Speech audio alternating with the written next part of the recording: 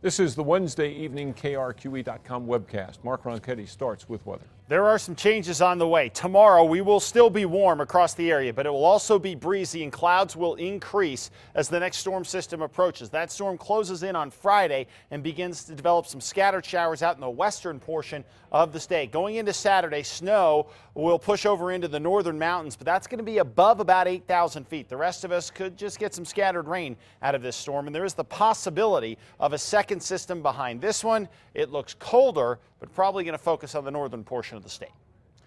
An Albuquerque jury decided late today that Genaro Sandoval is the Arroyo molester. Less than a day after they got the case, they convicted the former Gallup paramedic of raping an 11-year-old boy in an Albuquerque Arroyo in 2003.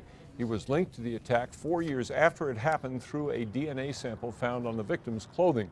The defense claimed that the DNA may have been tainted by mishandling by Albuquerque police and that the victim never identified Sandoval until the trial. Sandoval will be sentenced in April. He also faces charges in 4 other attacks on young boys in Albuquerque Arroyos.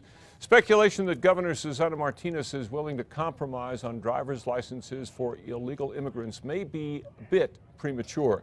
In the last 2 legislative sessions, she has backed bills to repeal the law that lets illegals get licenses, but those bills have died in the Senate.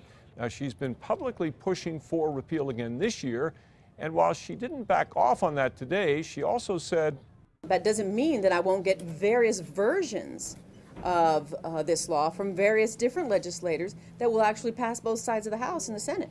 So, I mean, I can get various versions and then choose from those versions. But to repeal the law is my #1 priority.